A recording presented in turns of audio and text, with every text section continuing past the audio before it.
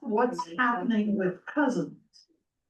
That because people are having fewer children, as a result, we have fewer cousins. And the article was about, like, I remember my mother and grandmother talking about a cousins club they had that met on a regular basis.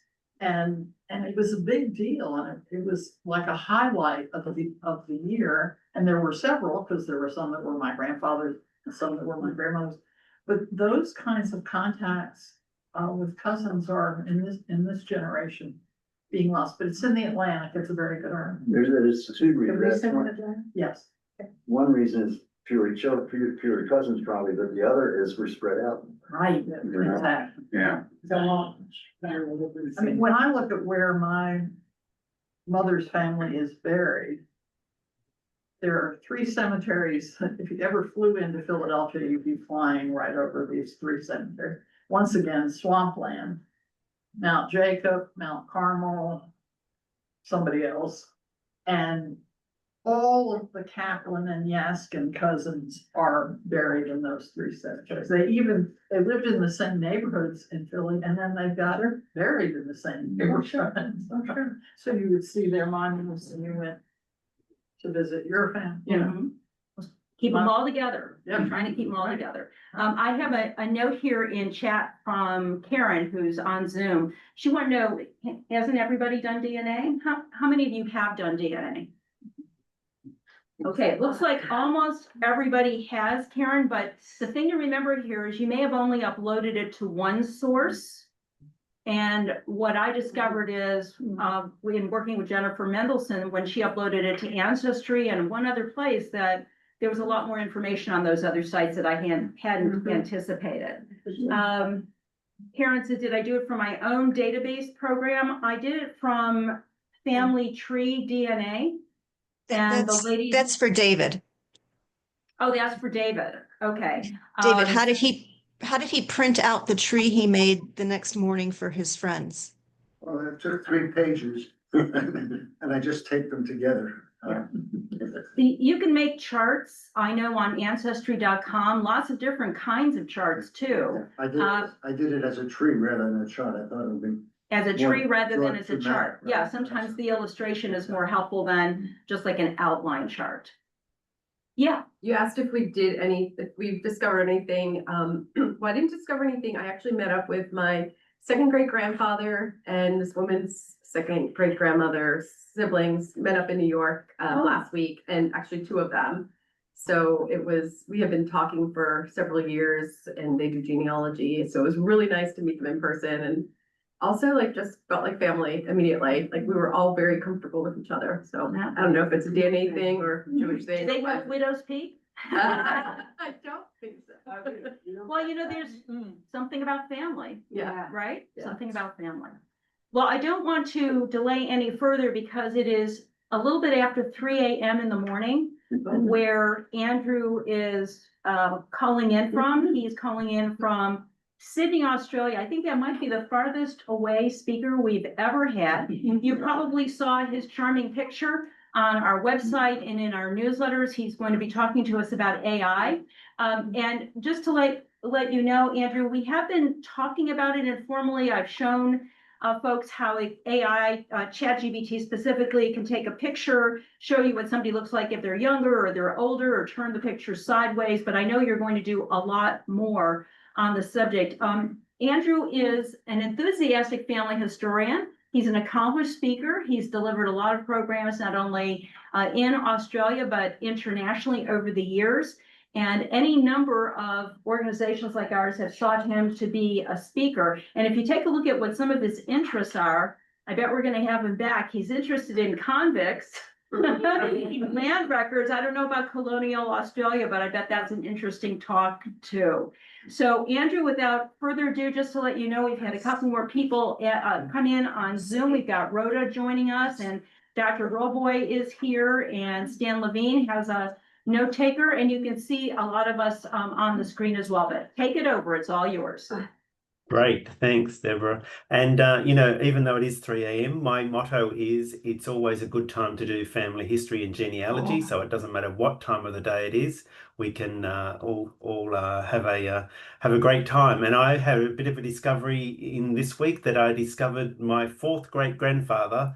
Well, I worked out which James McCarthy he was. So I think there was about 6 James McCarthys that arrived in Australia, and my uncle previously had thought it was a different person, but I found a record that proved it was the actual man that I was thinking it was. So that's always good to have some wins in this game. And DNA is a fascinating tool in our toolkit, a bit like artificial intelligence. So let's get started.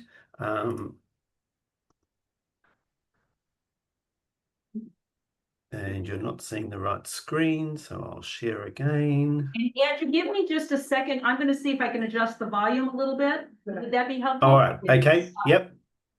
And then we've got to switch over. Let me make sure I am no longer screen sharing. Hang on just one second here.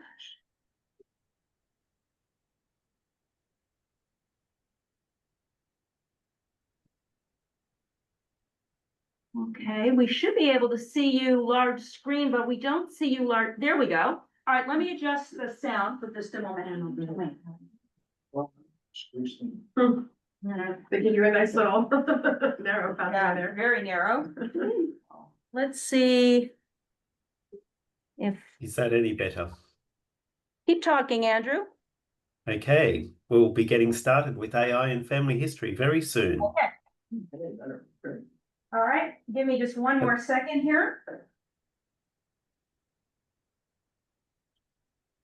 You know, you talk funny, Andrew. Yes, well, there is. Feel free to put on the closed captions if you need to for my accent. It has been known to happen. Yes, so it happens when you come from down under. So I'm a 7th generation Australian, so it's well and truly inside me. So just let me know when we're good to go, Deb. I think we're good to go now.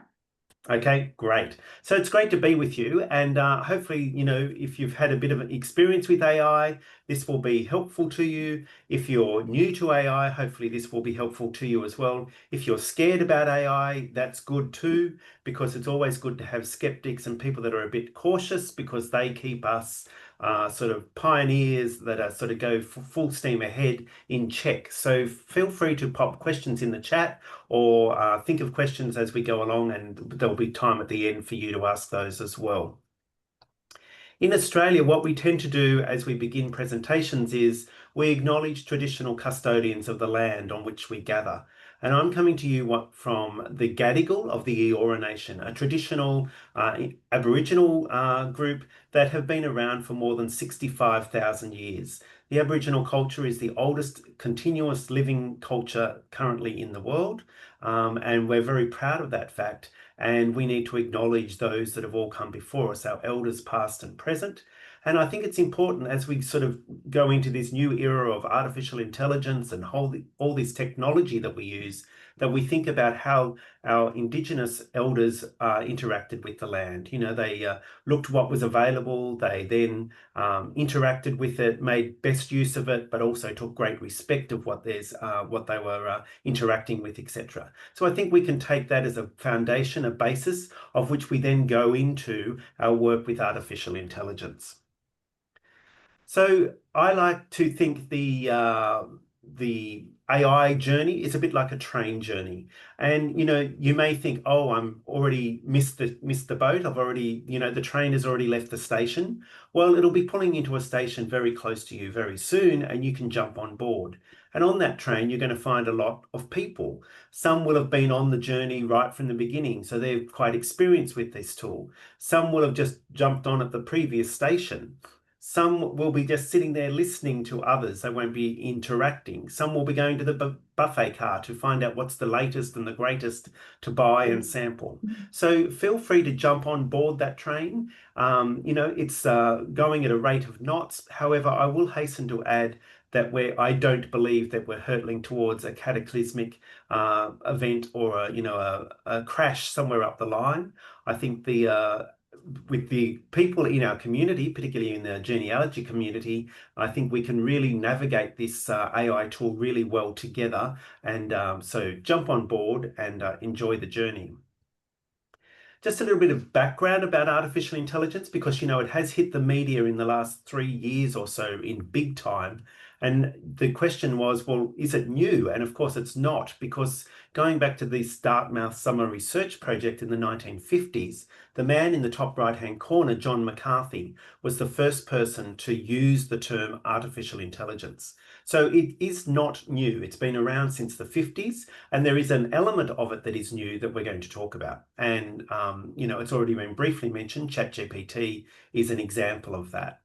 So this is John McCarthy as an older man. He's considered the father of AI. And at the 50th anniversary, they unveiled this plaque to commemorate that significant event where artificial intelligence was first used.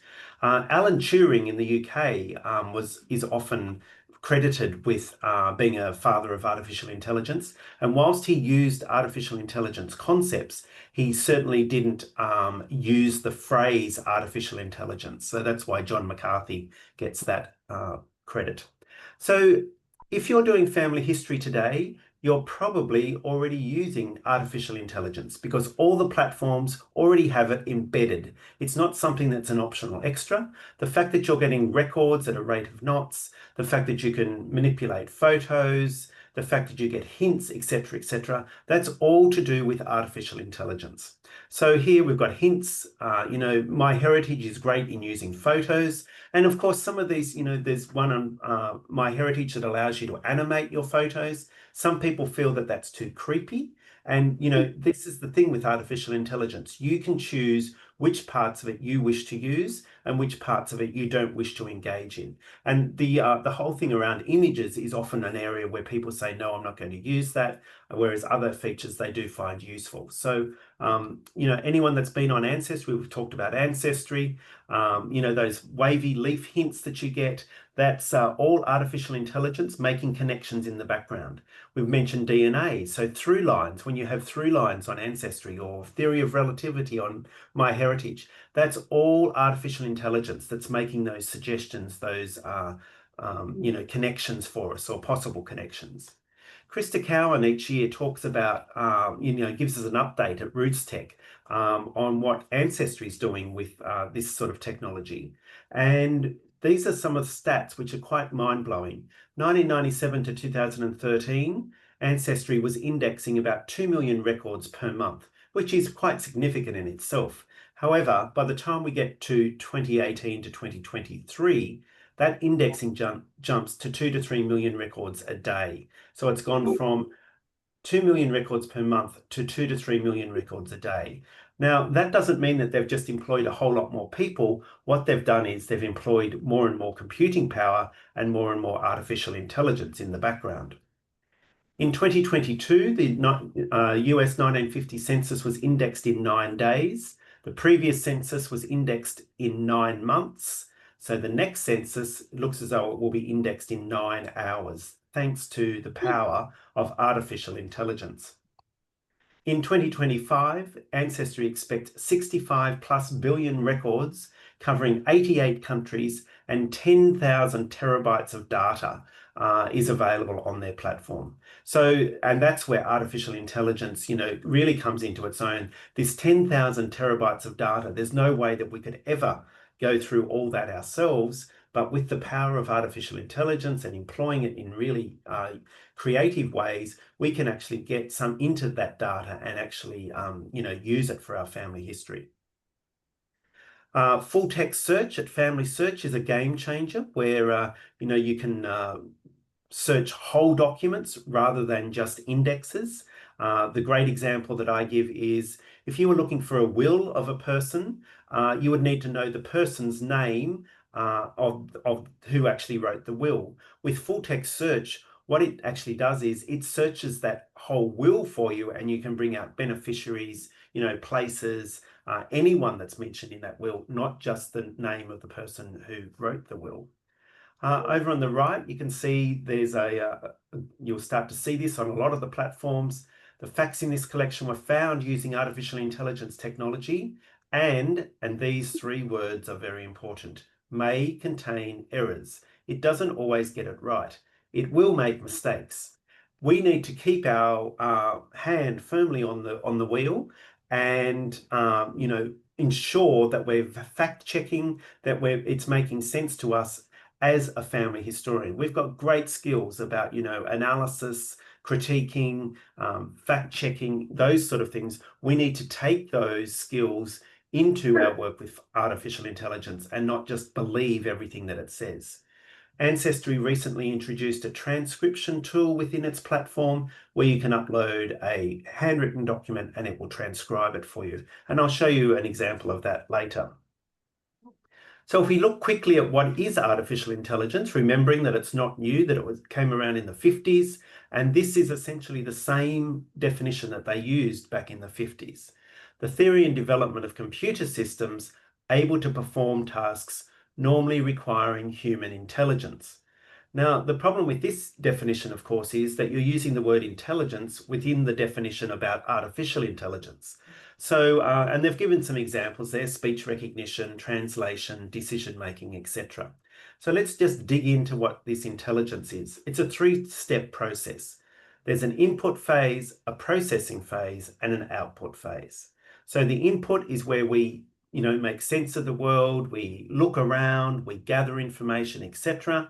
Then we process that information. We say, well, it's just like this that I learnt about previously, or this is a new concept that I'm having to grapple with.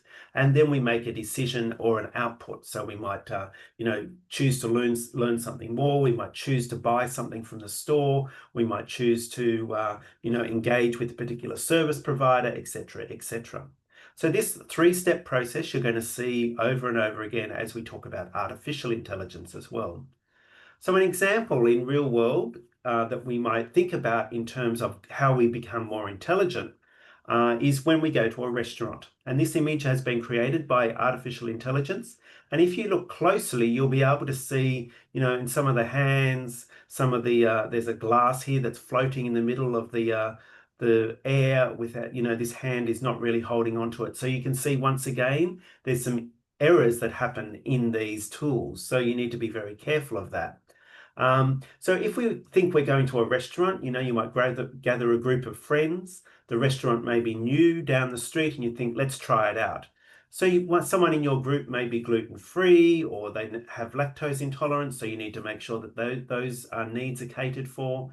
You might have a wine connoisseur in your group that looks at the wine menu and thinks, oh yes, I want to go there. They've got this great wine that I haven't had for years, etc., etc. So you make the decision, you gather the information, you see what's available on the menu, you make the decision to go. Then when you get to the restaurant, you go in, you get seated, and it might be a little bit noisy where you're seated, and then you start to think, well, if we come back next time, we'll ask to be seated in a different part of the restaurant. You look at the menu. If it's me, I'll turn straight to the dessert menu and make sure that there's something on the dessert menu so then I can have a starter rather than a main. And someone may have had a big lunch that day, so then they choose to, not have a big meal. Someone might think, oh, I want to try this red wine, so I'm going to have it with the beef, etc., etc. So you make all of these decisions based on your previous experience, based on your previous knowledge, based on your interests, based on your likes. So that's that information gathering and you're processing it. And then at the end of the meal, you decide, are we going back to that restaurant? Was it too expensive? Was the, the climate right? Was the menu good or was the fish dry, etc., etc. So this whole process of how we become more and more intelligent is gathering that information, processing it, and then making decisions based on that. So artificial intelligence essentially does the same thing, but what is artificial intelligence? And it's a catch-all term. So often you'll hear things about such as machine learning, deep learning, large language models. All these are what they call artificial intelligence. And it's basically a term for applications or computer code that perform complex tasks that once required human input. So does that mean we've become irrelevant? Definitely not. And as I mentioned before, we need to keep those skills that we have as family historians, great research skills, critique skills, critical thinking. We need to keep those at the forefront as we're interacting with these tools. So it can be a real bonus to us, but we need to make sure that it doesn't sort of run away and without our control. The thing that is new, so whilst we said artificial intelligence has been around since the 1950s, generative artificial intelligence is what has really hit the media in the last 3 years. Now, I guess how long before we start to say that this is no longer new? And it's probably getting close to that now, because I was reading something the other day that said AI is now embedded in our lives. It's no longer an option. It is embedded in almost everything we do. But it's this generative artificial intelligence that is sort of a new player to the scene, if you like. And that's where the computer code or the algorithms, and Deborah's mentioned ChatGPT, that's a big player in the field. It's used to create new content, including audio, code, text, videos, images, simulations, a whole range of things. It's new material that's creating. And that's where the mistakes can also creep in. But then how can we use that in family history? I just want to talk briefly about what a large language model is, because that's essentially what all these tools are. ChatGPT, Claude, all these tools are large language models, where we actually use language to describe what we want them to do. So if you quickly just answer those questions in your mind, or you can even call out the answers if you're in the room, or if you're in chat, you can put them in into the chat. Just, the first word that comes to your mind when you read these 3 sentences. Okay, who wants to try number 1? Fox. Old MacDonald had a farm. I often Doodle. Oh, I'm hearing doodle, cough, sneeze, laugh, giggle. Yeah. Here we go. And let's see Great, what. fantastic. So as you can see, most everyone agreed that this one should be fox, because we know that language. So when we see that pattern of words, we know that the word that should go there is probably fox. So a way that I can predict the word that you're going to do, I'm about 100%, 99% that most people will choose fox there. And in every time that I've done this, everyone has always chosen fox. I'm pretty guaranteed that fox is going to be there. And this is what these large language models do. It sees patterns of words and then works out what is the next most likely word. Old MacDonald, everyone said farm, but it could also be horse, cow, sheep, pig, it could be an animal. So the predictability of this word is a little bit less. So up here we're about 99%, maybe down here we're at 80%, 75%. The other thing the point that I make with this second sentence is it's all very culturally based. If you were in the Ukraine, you don't know Old MacDonald had a farm.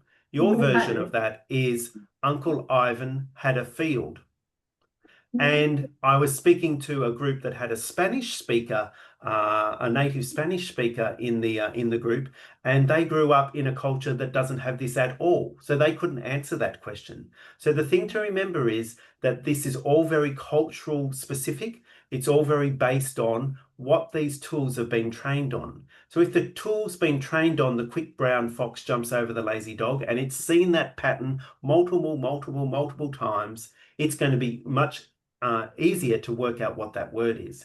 So if it's all been trained on Ukrainian material, it's not going to know about Old MacDonald had a farm, and it'll make something up. And then the third one, I noticed that there was no one word that really came out. People say talk, sneeze, doodle, draw, walk, etc. So in terms of language, I know it has to be a verb, but in terms of the actual word, I can't guess that. So if we look at the predictability, we're probably 99%, 80%, and maybe even as low as 30% down here. And this is where the hallucinations will start to come in, or the errors will start to come in. Because anytime an artificial tool makes up something, it hallucinates. That's the correct term. So if we look at this in terms of what's happening and why artificial intelligence is so powerful, we see this 3-stage process again. This input, this hidden layer, which is the processing layer, and then there's the output. So this is a very simplistic model. So if I start on the left, to get to the green, I could go to here and then there, or here and then there, or here and then there. But what happens with these large language models is this middle layer just becomes bigger and bigger and bigger. And you can see all the different combinations I could have to move from the left-hand side to the right-hand side. And, you know, I can even go backwards sometimes, you know, depending on the way that the models have been set up.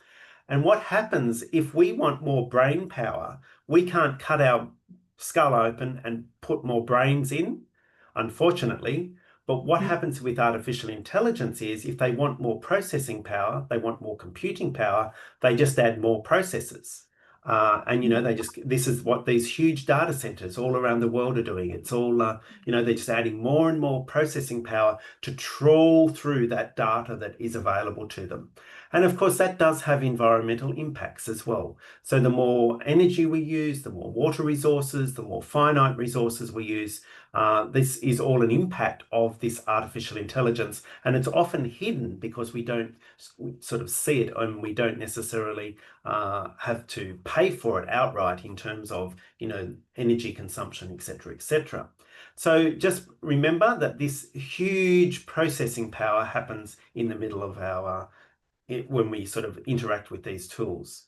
Now, these are some of the tools that you may have already seen, you may have already interacted with, you may have even heard of them, you may not have heard of them. So the big player in the field initially was ChatGPT, but we've now got a whole range of tools. The other big ones are Claude. DeepSeek is the one that came out of China. It's come out of China. Perplexity is a great one, particularly for family history, because it does really good web searches for us. Transcribus is a transcription tool that I'll show you. The next two are image generation software, and Canva is sort of a design platform, but it now has AI embedded into it. Midjourney allows you to create images. Grok is Elon Musk's interpretation of AI. Descript is useful if you have, let's say you've got a recording of an ancestor and you want a typed version of that. You can upload the recording and get it to type out what you want. Runway is for creating videos. Copilot is Microsoft's interpretation, and that's now embedded in Microsoft 365. And if you have a subscription to that, you can use Copilot. Apple AI, of course, through the Apple ecosystem. Google calls their AI Gemini. And 11 Labs is an interesting one because this is where you can actually clone people's voices. So what they call deep fake. So this is where actors, and maybe your new third cousin, Deborah, may be interested in this, where if you have 10 seconds of a person's voice, you can actually get them to say anything. So, or basically you're cloning that person's voice. So actors are very worried about this because, of course, their voice is out there in the public domain, or not even in the public domain. But you can take a snippet of that voice and get them to say anything. So they're saying, well, what happens to our work? You know, if you've got a recording of my voice, you know, I'm no longer in a job. In terms of family history, imagine though, if you've got a recording of someone that has passed away and you find their memoir and that's written, you can actually get them to read their memoir in their own voice. And I've done this with my mother. So my late mother who's passed away, I've got recordings of her on the phone calls that I had with her. And I've taken that and then found things that she's written and had her read them to me and to her grandchildren and great-grandchildren, etc., etc. So you're sort of keeping those memories alive in a different way. And of course, this is only a very, very small selection of tools that are available to us. You know, there's more and more coming out every day. Some of them stay around, some of them don't. And but you know, this is a selection that we can use. And I'm going to show you ChatGPT. And before I do that, I just want to talk about the Chat GPT, because we sort of use it to roll off the tongue. The first bit is chat. Don't forget to chat to it. It is like a bit like a person that you need to talk to, you need to interact with. What we're used to with Google is we type it in, it gives us back a response and we go, okay. What these tools require us to do is to interact backwards and forwards, say, that's not quite right. I need you to update this. I need, you've made a mistake there. It's that chat feature, and it is a bit weird in terms of chatting to a computer, but this is sort of the basis on which it's built. The G, the P, and the T, so generative, so it's generating new content. Remember, it's generative AI. It's pre-trained. So it's working out what the next most common word is based on what it's been trained on. And that could be internet sites, books, any material that has been uploaded into these systems that it's processed. That's the pre-training. And initially, when a lot of these tools were launched, they were only trained up to a certain point. So when the Queen died, if you asked ChatGPT who the reigning monarch in the UK was, they would have said Queen Elizabeth II, and it took them a few months before that answer was actually updated, so it knew that it was King Charles III. And the transformation, the transformer part of it, is where it can take information and transform it into something else. And once it's got that information, you can get it to transform it into a whole variety of material. And I'll show you some examples of that. So before we jump in and have a quick look at it, there's a couple of things that I want to talk, just embed or, lay down the foundations of. The first one is the AI as an assistant or tool. A bit like DNA is a tool to help us discover more family, to help us confirm biological relationships, etc. So too, AI is that tool or an assistant. And it's not a very good assistant, I must admit. It needs to be trained. So let's just say you're working and you have a new person that comes on board, and they're a junior and they're going to be doing admin work for you. And that may involve, doing some photocopying, may involve making your coffee, etc., etc. Well, when they first start, they don't know that you like your coffee with 2 sugars and, the milk in first rather than second, etc., etc. So you need to instruct them on that. If they're using the photocopier, they don't know how to unjam it. They don't know that, you can't do more than 10 copies at a time, otherwise it overheats and, creates all manner of problems in the office.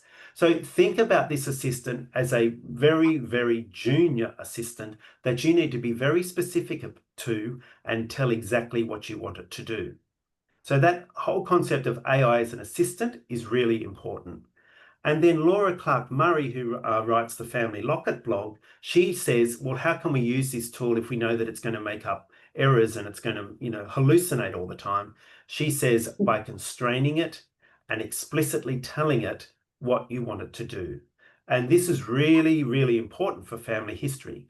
We can get it to do research, but that will mean that we need to be very, very vigilant in terms of checking and verifying the information. But if we've got the research that we know to be correct, we can then explicitly tell it what we want it to do. So let's have a look at ChatGPT, and let me go to here. So, and I'll just expand this. So for those that haven't seen ChatGPT, this is what it looks like.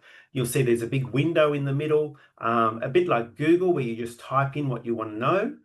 Down the left-hand side is the menu bar. And if I scroll further down, these are like shortcuts that I've got. And then further down is all the history of my chats, all the chats that I've done that I can go back to at any time and read, etc., etc. And it goes on and on and on. I'm going to hide that. Now I'm paying for the subscription, so which is $20 a month. You can sign up for a free account and you can get access to most everything that I do today.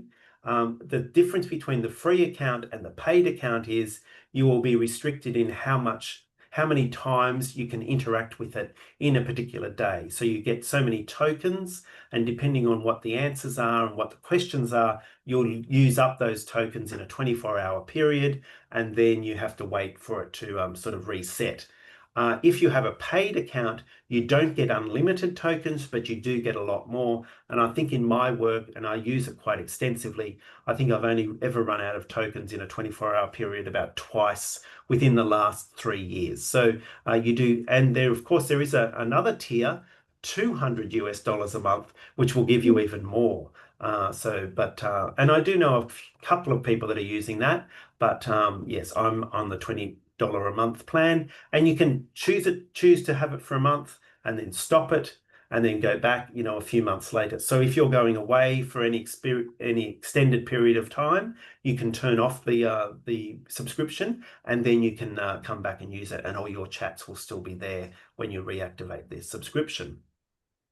So let's see what we could do. So let's say I've got an ancestor. I have an ancestor that lived in Tennessee,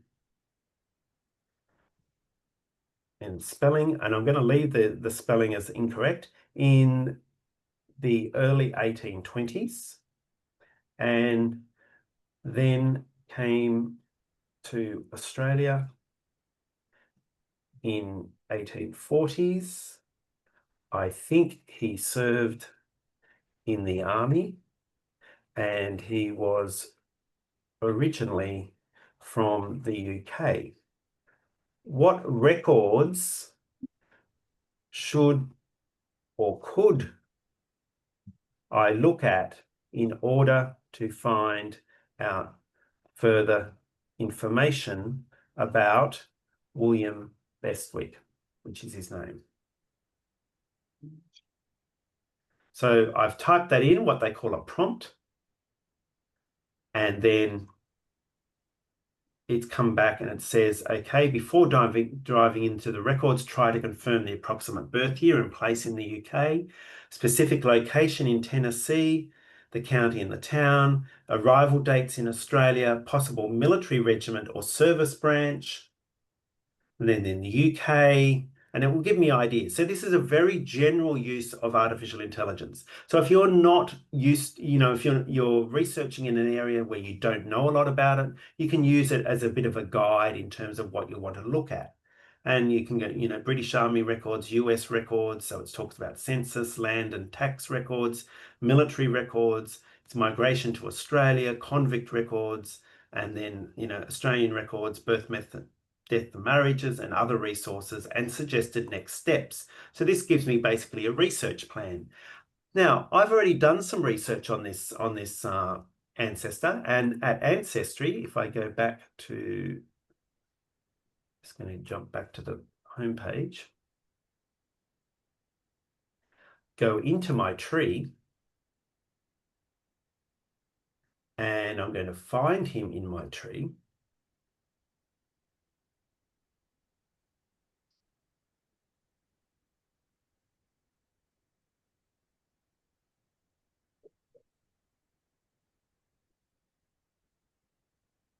So you'll see here that, I've got his marriage dates and et cetera, et cetera. So what I'm going to do is I'm going to copy this information, because I've done this research. This is research that I know to be, at this stage, particularly factually correct. There's a question about his marriage, because I've got two marriages there to this Mary Stabler. I don't know which one it is, but I'm then going to go back to the chat, and then I'm going to say, here is some research I've done for William Bestwick.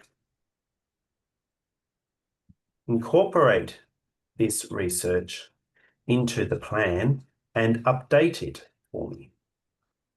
I'm then going to paste the information, and you see it's not very well formatted, but that's fine. It will work it out. It will be able to understand it. It will read it and extract it. I then send that on its way, press enter or click the black arrow.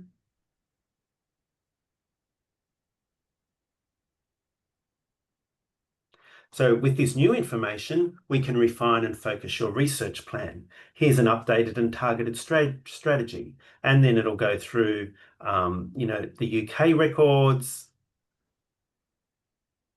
even giving me, record set numbers that I can look at the National Archives or at Find My Past. Now, some of these I'm assuming will be correct, but of course I need to then go and do the research. So it's pointing me in directions. And if I found no, that wasn't actually correct, I could then come back and say, no, I didn't find anything there. Do you have any other suggestions, etc., etc.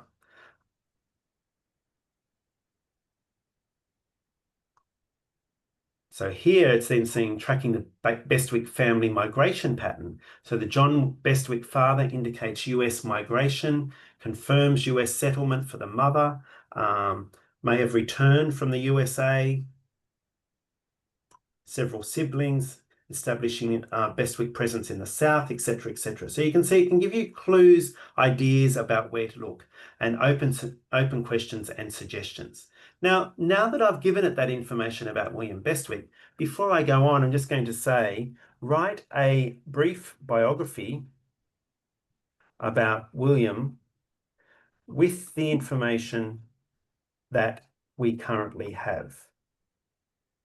Don't make anything up, and only use the factual material that I have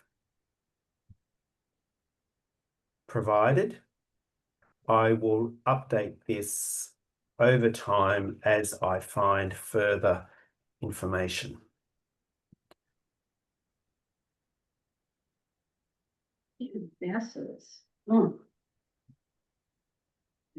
So you see, going back to that Laura Clark Murray quote about how can we, use these tools if it's going to make it up.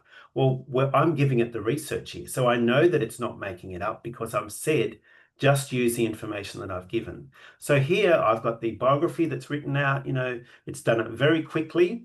It's very quite short, but of course I can always add to that as I find out more information, as I've said I'm going to. It's given the, it's his children, where he lived, where he died, etc., etc. Let me know when you're ready to add more details, such as occupations, travel records, or newspaper entries, and I'll help revise this accordingly. Now, that transformation process, maybe I've written this biography, but let me say, write a limerick about William Bestwick.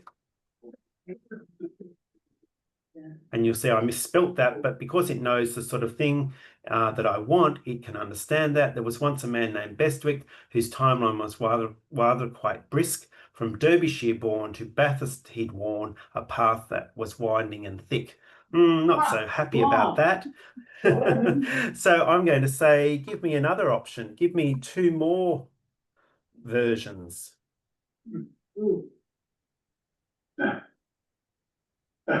There's version 1, the second version, and version 3, and then you can start to, use that if you want. What some people are doing if they're writing family histories, they're getting it to write some of these limericks or, a little pithy quote or something, and using that at the beginning of chapters in their books, or, when they're uploading or writing articles for magazines, etc., etc. So this is, this transformation and this thing about chatting and not necessarily accepting the first thing that comes back. So let's see what else we can do. So this is an article from a newspaper in Australia. This is my great-grandfather. In Australia, our newspapers are digitised through our national library. So and they're free access, so it's a great resource. So this obituary of my great-grandfather, you see, goes on a bit. He did a fair bit in his life. So I would like a copy of that. So what would normally happen would be, a typed copy of that that's perhaps formatted a little bit differently. What would normally happen in years past would be you'd sit there and retype it out. However, we don't need to do that. If I go here to download and I get a text version, but I could also take a copy of the image and upload that as well. And you'll see the text version, it's got hyphens and it's got carriage returns where they shouldn't be, etc., etc. I'm just going to copy all that. I'm going to go back to ChatGPT. Now here I'm talking about William Bestwick. So I don't want to put in here about James Matthew Whiteley because it's 2 different people. So it's almost like you wipe the slate clean, you go to a new chat, and then we start again. And I'll say, retype this obituary, correct any spelling or grammar errors, and also remove hyphens and carriage returns. However, keep the paragraph in the same order and format. And then I'm going to paste that in, and you'll see with all the spelling errors that it's detecting, etc., etc.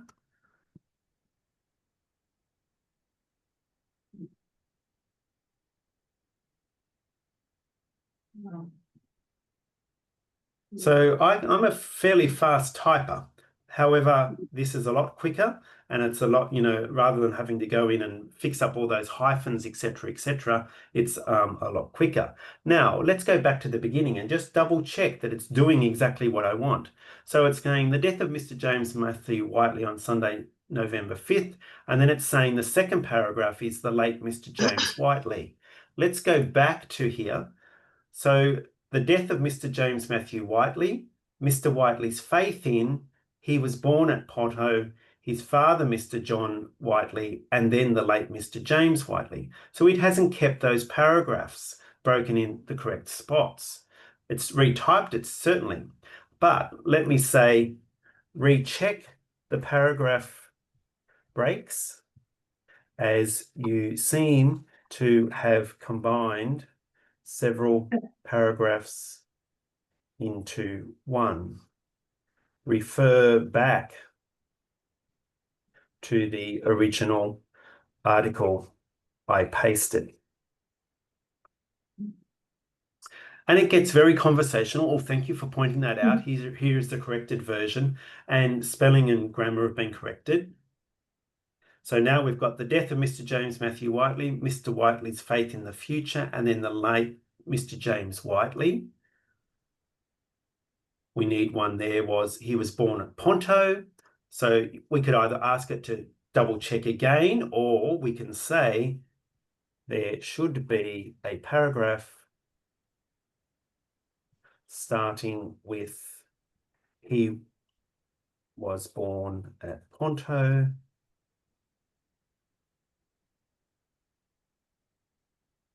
You're absolutely right. So it gets very, it gives you a good pat on the back. But don't be fooled by this. It can sometimes leave you into a false sense of security.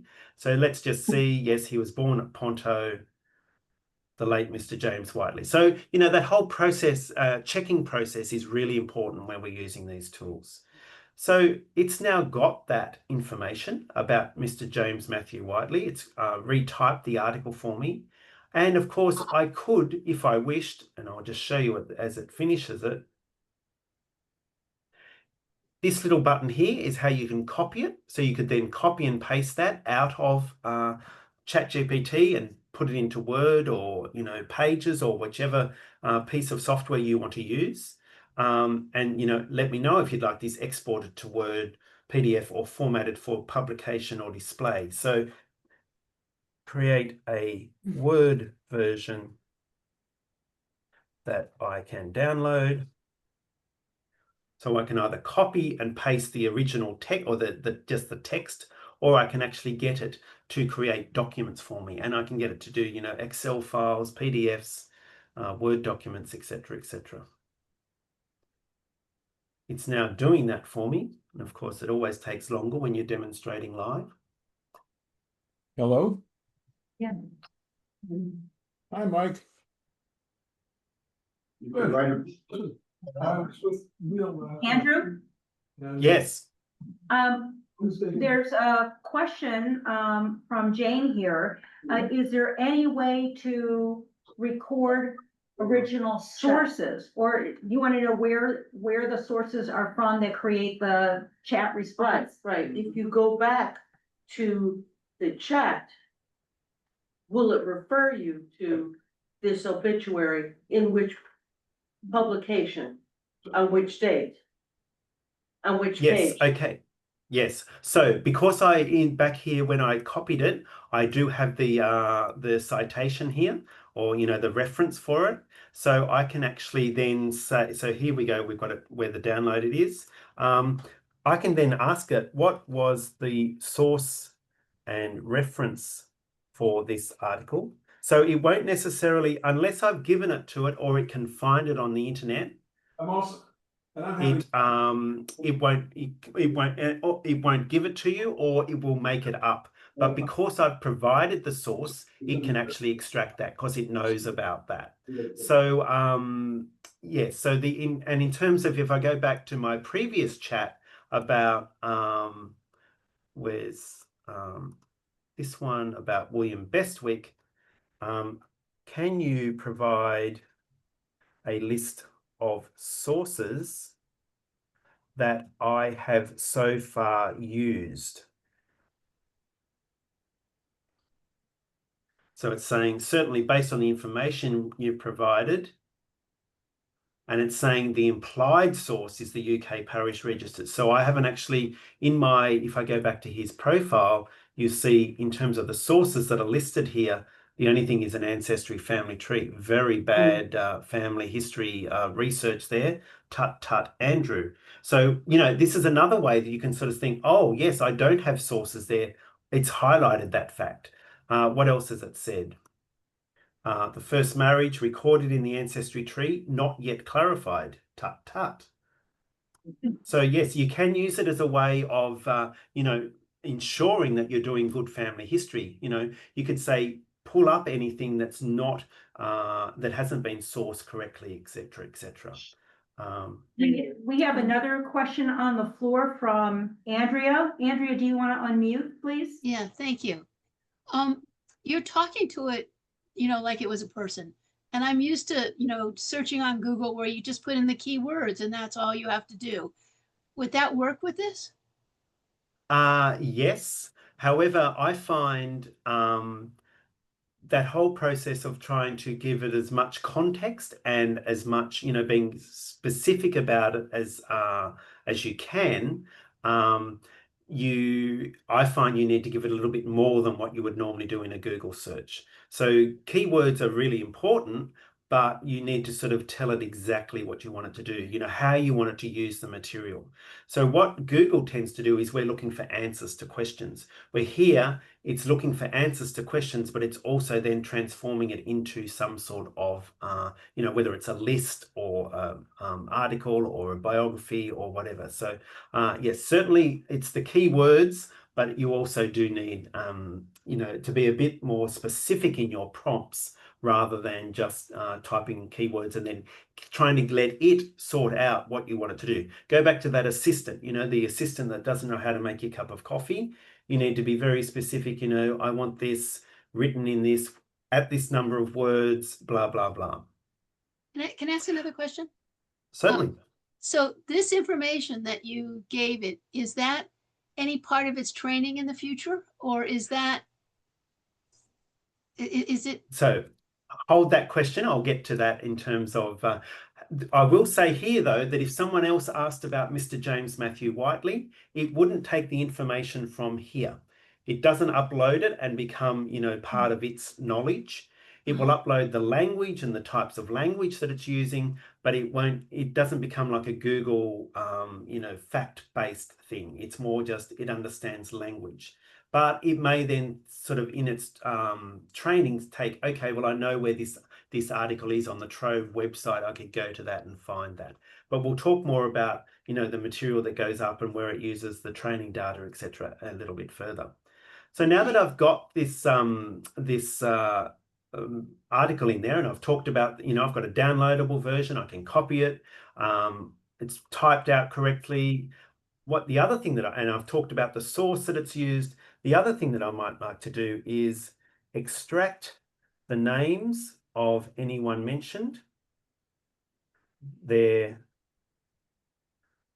relationship to the deceased, and their location if known.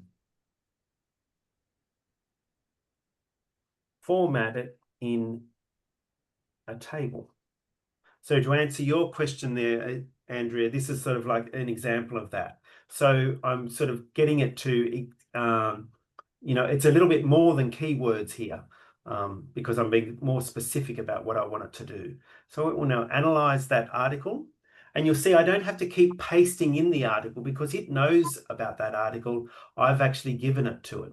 Occasionally, if these chats go on for too long, you have to remind it about the article because, you know, it loses that context, or you keep referring it back to that article. But at this stage in the process, we don't need to do that. Sure. So here we've got the obituary names and relationships, the name, the relationship, the location.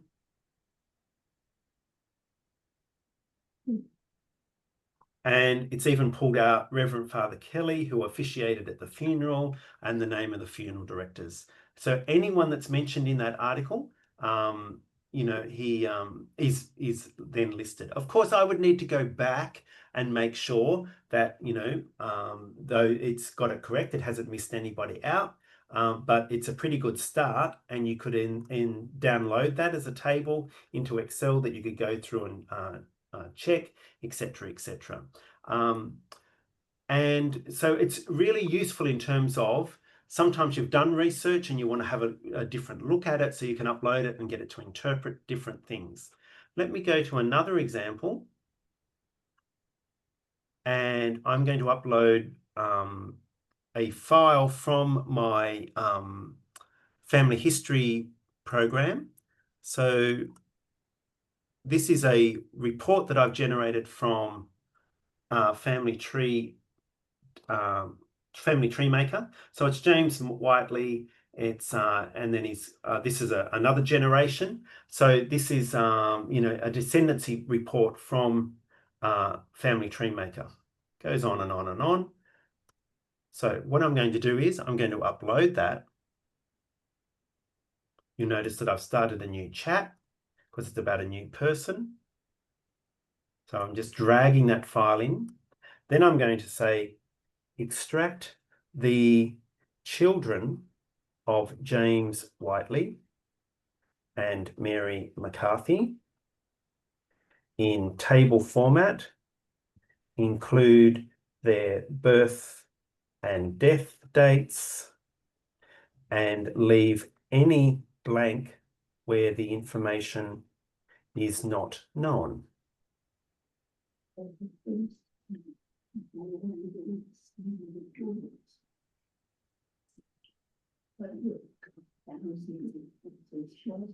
So immediately it points out a couple of things for me. I need to find out the exact birth date of Albert Whiteley, and I need to find out the death date of Morris Whiteley. So I've got gaps in my research. So this is another useful way. And Thomas Henry Whiteley, I know he died in 1866, but I don't know the exact date. So, you know, you can start to get it to analyze and extract information and help you with your research to identify holes, gaps, etc., etc. So that, you know, and you can upload a whole range of material, a whole range of files and get it to extract that. If you're uploading living people, I suggest that you use what they call a temporary chat, and that is where you turn on temporary chat, and that means that it won't appear in the history, it won't use the memory, and it won't be used to train our models. So this is to answer that question about, you know, how you will it use that information? This is one way that you can make sure that it's not using that. And if you're using information about living people, I would always advise using temporary chat. However, if you use a temporary chat, it then won't appear in your sidebar. Once you disappear or close down out of the screen, it goes, you can't get it back. Now I talked briefly about transcription, and this is the tool that I go to for transcribing. So here it's at Transcribus. It's based in a university co-op in Germany, where a whole range of universities have got together and developed this tool. So that's why when you go, it will automatically go to German. So I go to English. I then select the file, and then I grab the file, and in this case, I'm going to grab a letter that was written by an ancestor back in 1824. So it uploads it, and you see then it now starts to transcribe it. So why I like this tool, Transcribus.ai, a couple of reasons. One is you don't need an account. You can just go to Transcribus.ai and use, you know, do page by page. You can't upload more than one page at a time. If you want to upload more than one page at a time, you do need an account. But the main reason I use this tool is you'll see that as I drag over the article on the left-hand side, it will show me what it's transcribed on the right. So you get a side-by-side transcription. And, you know, it doesn't always get it right. Same thing, if I scroll over on the right, it will show me where in the document. So here it's got 28th of July, 1024. Well, it wasn't quite that late. It was 1820 early. It was 1824, you know, free Lettler to the settlement of New South Wales. So that should be free settler to the settlement of New South Wales, etc. So it doesn't always get it right, but it's a great start. So what I tend to do now is that I've got that transcription. I go copy to clipboard. I then go back to ChatGPT, go into a new chat, and you see I'm now out of temporary chat because it's turned white again. And I say, correct this transcription,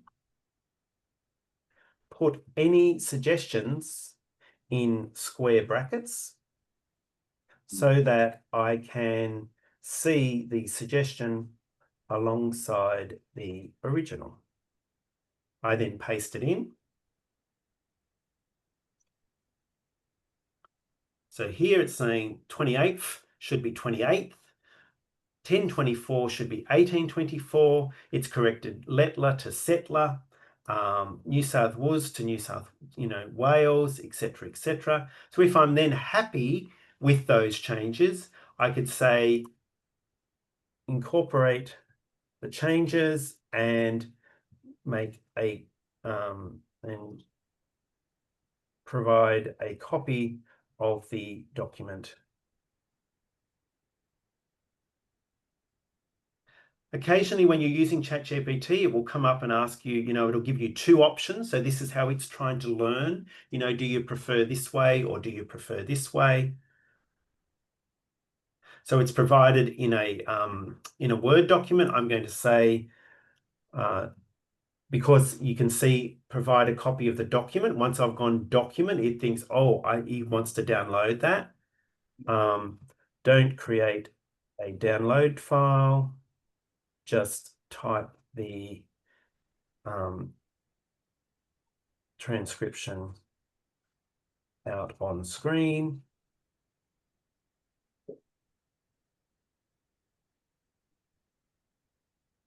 That's what I wanted, which I can then copy, or I could then, create a Word document there, etc. And for some reason, my internet's probably dropped out, or ChatGPT's dropped out. Anyway, you get the idea in terms of, and then if this was something to do, let's say this was something to do with my William Bestwick, I could then copy that and then go back into my William Bestwick,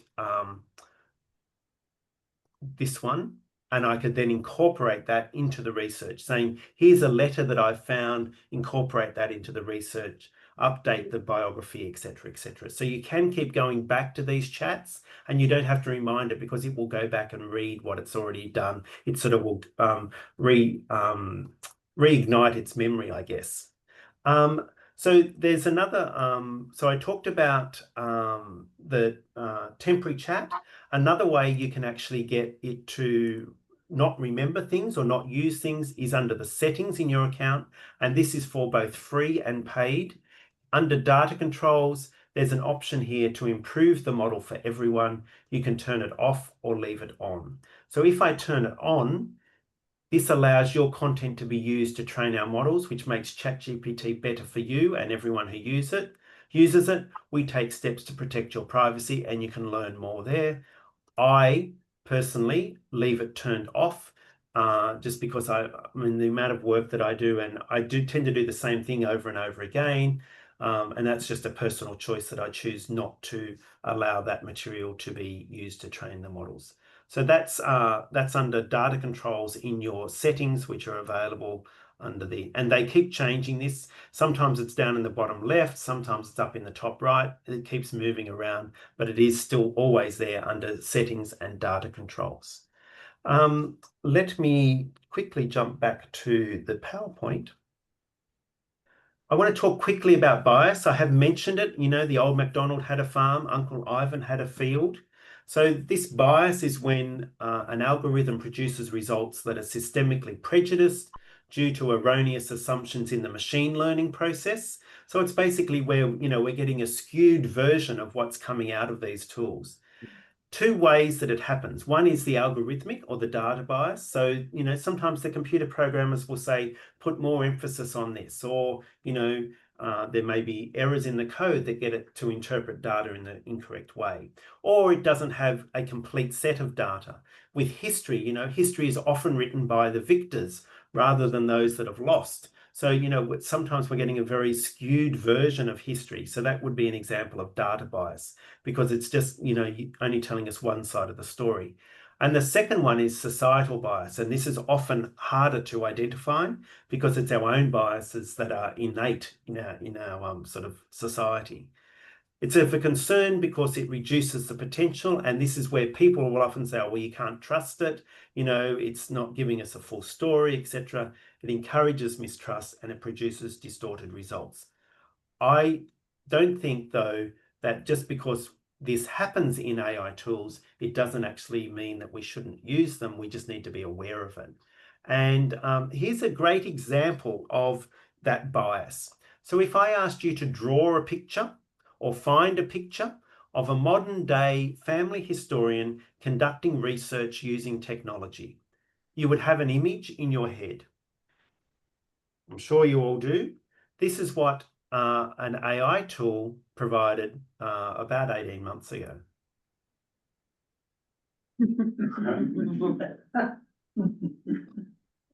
It didn't quite get it right. They're all men. They're all white-haired. 3 out of the 4 have big bushy beards. They're all in stuffy libraries. I have to say, this man down in the bottom right-hand corner, whilst he's using an iPad, he's still not giving up his old typewriter. This gentleman is working by candlelight, yet he's on a laptop. So he must have charged his device somewhere else. So you can see it does have errors.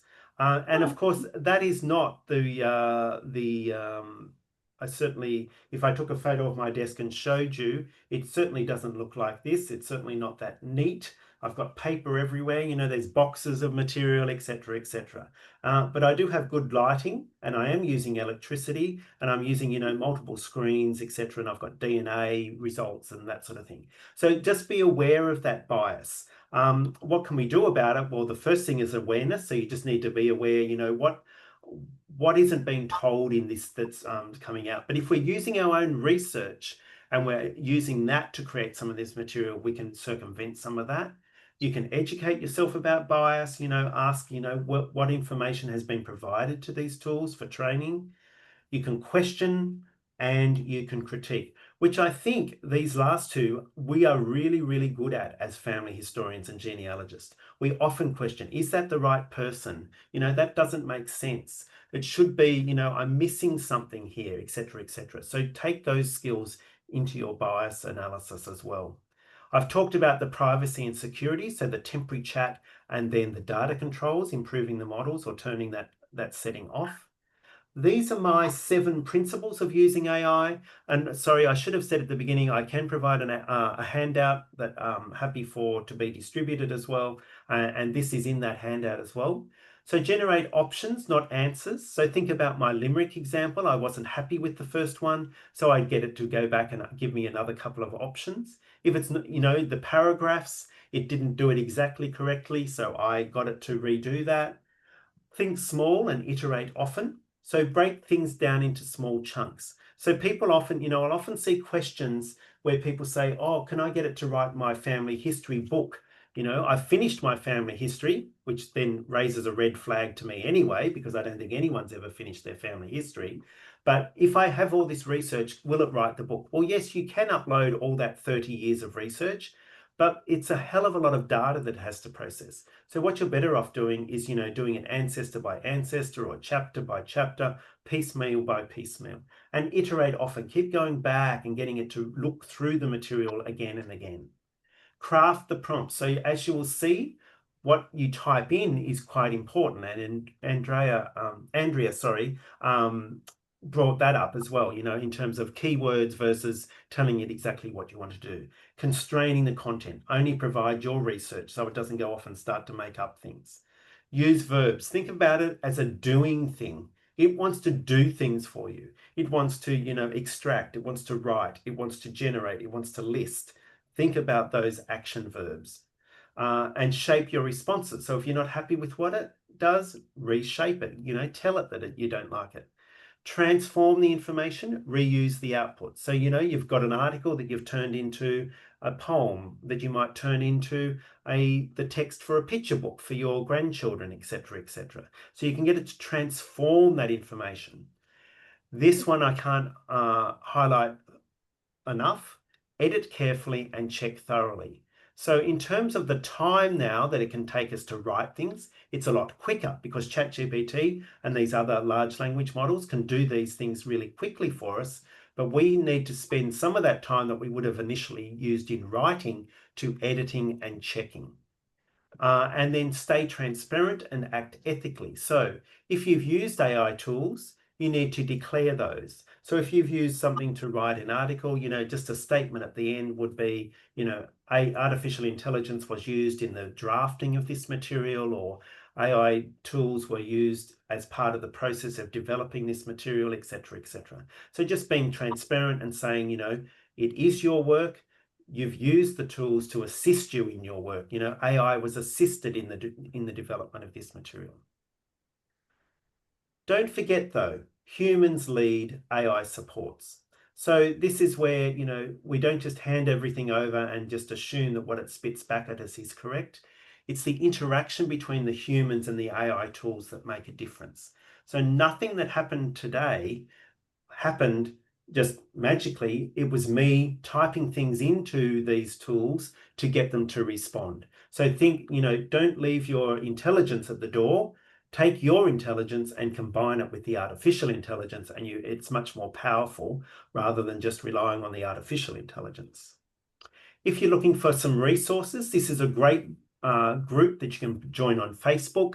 That whole train analogy, there's, even though it says 3.1 thousand members, I think they're up to about 12 or 13,000 members now. So this is where you can jump on board that train. You can look at what other people are doing with artificial intelligence.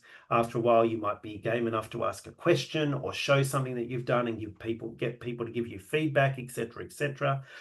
So that's a great resource. It was originally set up by Blaine Bettinger, and a lot of us that work in this space with genealogy and AI are in that group, and we'll often pick up things or respond, etc., etc. A challenge to you, should you wish to accept it. Sign up for a ChatGPT account or a Claude account, or use Microsoft Copilot, whichever one you're going to use. I would suggest that you start with one and learn the skills in one of the tools rather than trying to learn them all. Just focus on one. You might want to write a biography using research you've collated about an ancestor. Create a table of some information. So essentially, some of the things that I've done with you today, upload an obituary, get it to extract the information. Create a timeline of an ancestor, extract data from newspaper article, etc. Provide some suggestions of where you might research one of your brick walls that you're trying to break down. Uploading, I've got a DNA match of 345 centimorgans. What sort of relationships could I find with that, and how would I go about working that person out, etc., etc. And there's my website, andrewredfern.com. I'm on most of the socials. I'm happy to take emails as well, and also now happy to answer questions, further questions, or take comments. Thank you, everybody. Thank you.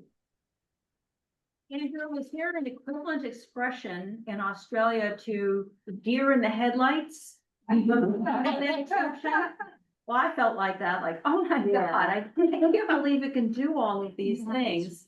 Let's see what's in chat. I'm going to start us off, if you don't mind, with a question. You had on one of your screens a number of different AIs, and I've played a little bit with Perplexity and Gemini and Copilot. I haven't played with Claude. When people ask me what's the best genealogy software and I go, it's the one you like. But I'm wondering if there are among those more general AI, if there are certain things, for example, that Gemini is better at than Perplexity, etc. Okay, let me go back to the screen. This one. Yes, so I have a bias towards ChatGPT only because it was the first one out, and that's the one that I have a subscription to. I don't have a subscription to any. I do have a subscription to Copilot through Microsoft 365. ChatGPT, I find, is the best overall one in terms of you can create images, you can do text. Claude, people that really like to write family history tend to gravitate towards Claude. Claude will generate diagrams better than ChatGPT. ChatGPT will generate images better than Claude. Claude, you can't actually create images in. Perplexity, I like if I'm doing, if I'm looking at web searching combined with the AI tools, because Perplexity was built as like an interface between web searching and artificial intelligence. So that's sort of its benefit. If I jump onto Perplexity and just show you, here's Perplexity. So where, tell me information about, We can't see that screen. Did you want us to? sorry, yes, sorry, I've jumped to,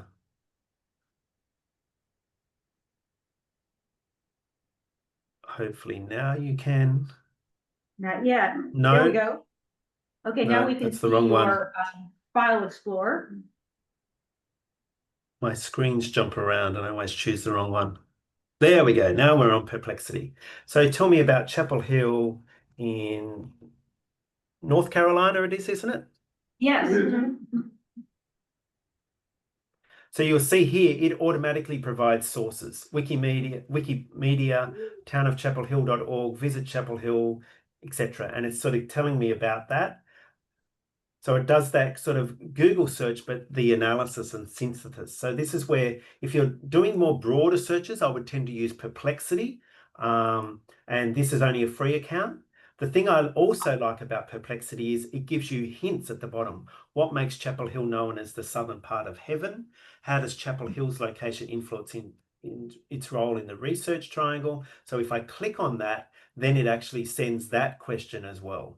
So it's sort of, and if, once again, it will give you, we're up to 29 sources, etc. And then it'll do that. And of course, you'd need, you people that live there would go, well, that's wrong, that needs to be updated or whatever. So this is where it's good. So going back to the list.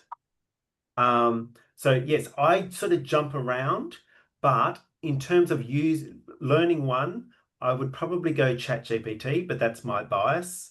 I find Copilot is good in some ways. It's good in terms of it integrates with the Microsoft ecosystem. So, it will quickly generate a PowerPoint presentation for you, Word document, etc.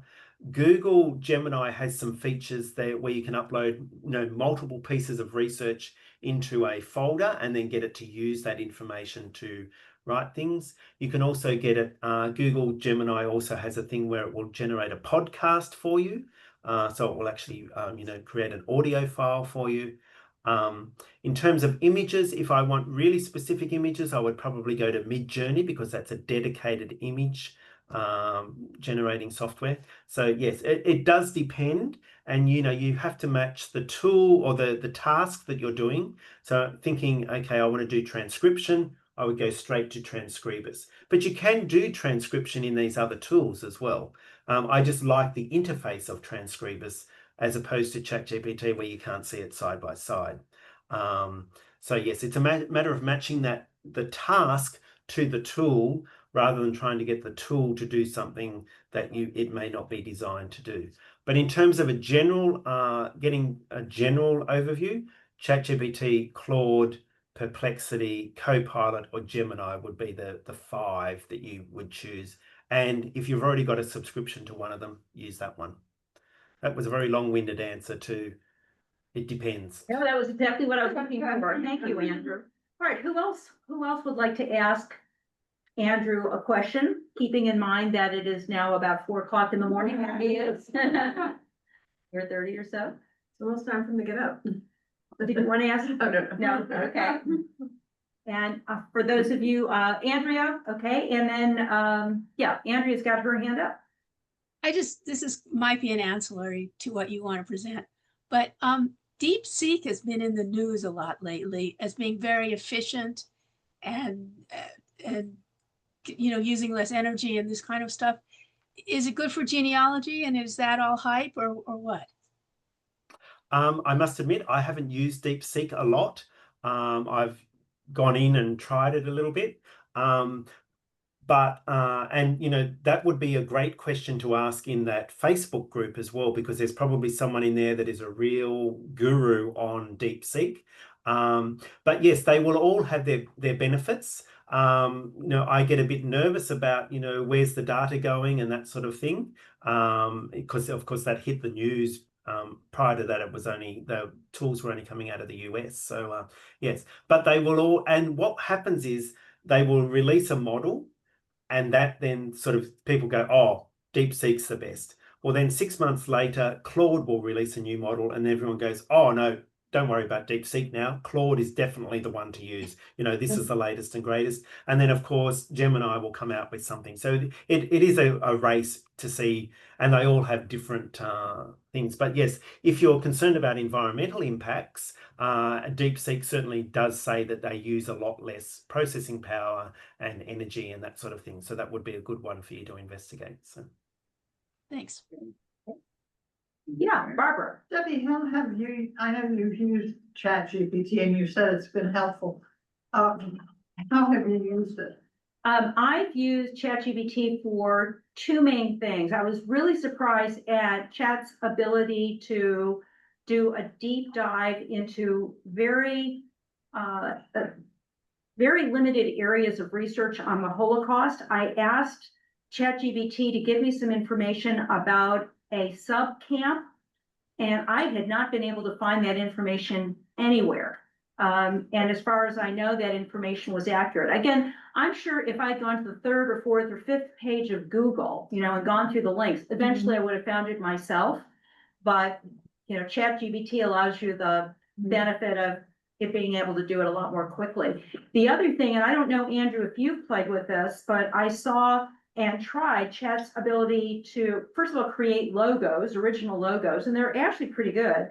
But from a genealogical perspective, taking, I think Ava and Lee Nachman tried this.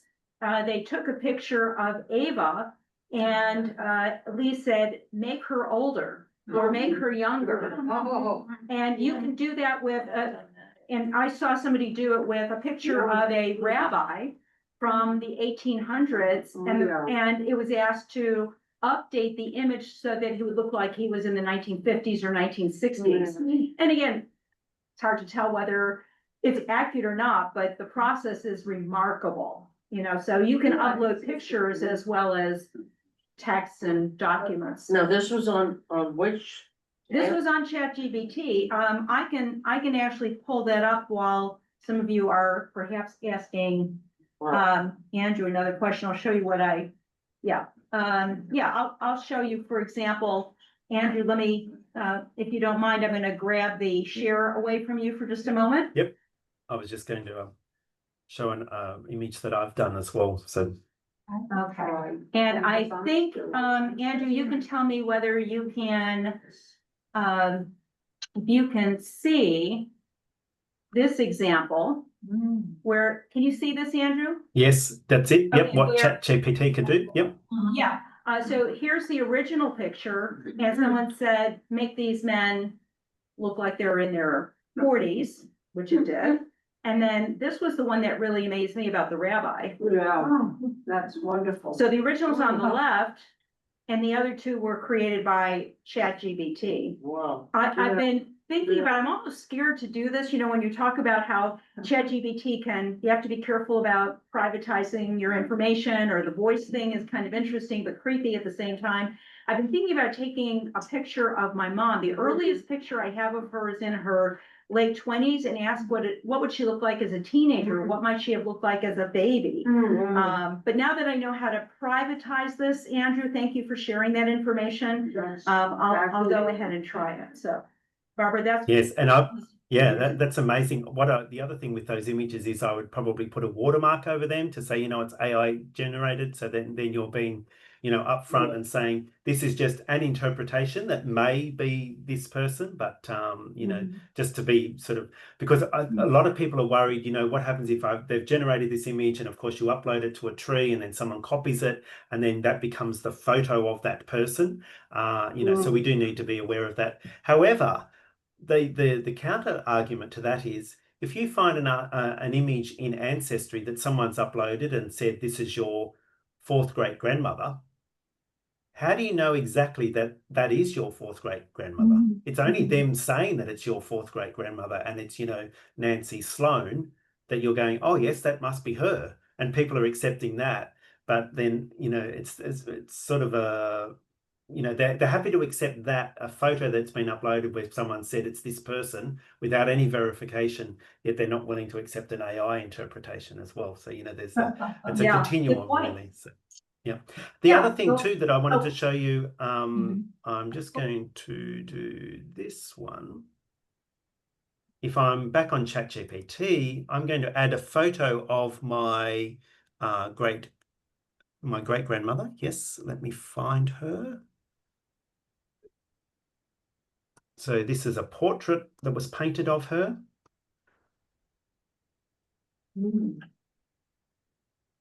And what I'm going to do is write a description of this portrait of Rosa Mary Giugni, Giugni.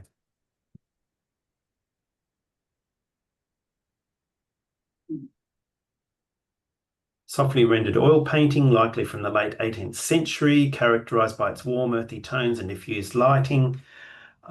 If you'd like a caption for sharing on social media or a social family history project, I can help tailor that too. What era or year do you estimate this image was painted?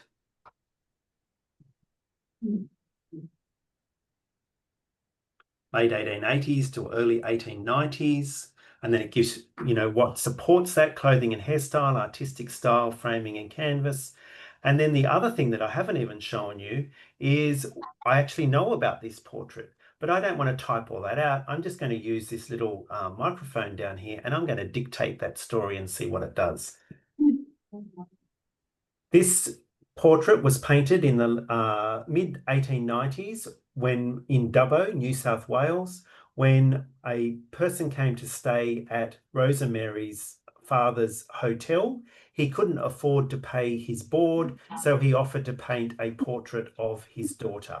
Please include that in the description you have of the image. When I hit tick, send that on its way, what it will firstly do is it will transcribe what I've written. So you don't even need to type. If I send that, here's a revised and enriched description of the portrait. And of course, it's incorporated that I've now done with my voice as well. I have to stop. I keep keep thinking of things to show people, and then it's like, oh no, questions. Okay, Barbara has a question for you. I have been looking at old photos, and some of them I know who the people are, and some of them I just know the group, but I don't know who the people are in the group. Could I take a photo that I know who the person is, and ask ChatGPT if that person is in the photo of the family group that I don't know anybody in the group? You could, yes. However, I would say tread with caution, and the answer that it gives you will be an option, but it may not be. You know, you could also ask it, is this person in the photo? And then you could also ask it the question, why would this person, you know, why does this person not appear in the photo? What evidence is there that they would not be there? What evidence is there that they would be there? So ask both ends of the question. But you could certainly do that. And I know Ancestry now have, there's a tool on their site called face recognition, where it's actually starting to go through some of those photos and identify people in photos and seeing, oh, this person looks like that person, you know, could it be the same, that sort of thing. So, but yes, Thank it you. can certainly do it. Yes. Andrew, on Transcribus, I believe, it was a little bit hard for me to see, but I believe that was handwritten English that was being transcribed. Can it do Old German or Cyrillic? Yes, so can? in the so what's happening is people are developing more and more of these models all the time. So if I go to Transcribus and yes, this was handwritten English, and you'll see it automatically goes to German every time I refresh. But these are some of the languages that it currently has: Czech, Dutch, English, Finnish, French, Latin for the Catholic records, Slovak. And what's happening is the universities are developing models around some of those older languages, you know, like secretarial hand and Old German, etc., etc. Once again, it doesn't always get it right. Once again, you have to know some of these languages to make sure that it's actually doing a correct job. For instance, I've got some Finnish ancestors in my tree. I don't speak Finnish. I can get it to transcribe it, but is it transcribing it correctly? I don't know. I have to use other tools or go to natural Finnish speakers to get them to. But you can certainly get an idea of, is it is it a birth record or a marriage record or that sort of thing. So the whole range of models have been developed. The Old German, that often comes up, and it has been asked in the Facebook group. The word is that it does an okay job depending on the quality of the image. So yes, it's one of those try it and see sort of things. Amazing, just amazing. Andrew has another question. I have a old draft registration, World War I era draft registration of my great uncle. It is the handwriting on it through however they copied it. It's very, very light. You can barely read it. Now, is enhancing that a transcription job or is it a photo enhancing job? Do you know what I'm asking? Yep. So the quality of the image will determine the quality of the transcription. So what I would do is I would take that image, I would put it into Photoshop or whatever other, free or image generation software that you use, and change the contrast, change the brightness, get it to be the best quality image that you can get, and then upload it into the transcription tool. So it's about giving it as good a chance as you can in order to make it. So yes, so there's sort of multiple steps to that process, to that workflow. Get the image as good as you can, transcribe it, translate it, so. And yes. and something like Photoshop or paint.net, which what I have, is better than using some kind of AI photo enhancing tools. Would you say that's true? Yes. And I love the fact that you use paint.net. I'm a huge user of paint.net. Love it. Love it, love it, love it. Yes, but I would do that because you have much more control over it. Because with the AI tools, you've got to describe in words exactly what you want it to do. Whereas in those AI, in the image, Photoshop, etc., you can actually, drag the scale to change the contrast and that sort of, you have much more control over it rather than letting the AI do it. Thanks. Okay. We have some other people on the screen as well as here. This is a wonderful chance to beam across to Australia. I haven't been there, Andrew, and I'm just waiting for all of you Australians to jump off your continent and push it closer to us. Then I'll be happy to come on over on a long drive. Yes, the flight is even long too, particularly from East Coast to Australia. It's like You have some great entertainment there, some wonderful actors and actresses and movies that come out of Australia. Thank goodness we can get them. Would anybody else like to ask a question, or should we let Andrew go back to bed? I noticed Rhoda asked one in the chat. Will there be a handout? Yes, there is. I'll email that to you, Deborah, before I go back to bed, so you'll have that to distribute to everyone. So all right, and of course this has been recorded, and Ava will do a summary as well. And again, Andrew will send me his handout, and I'll make sure that Ava includes that in the summary, which will probably take her about a week. You were asking how I found Andrew? Yeah.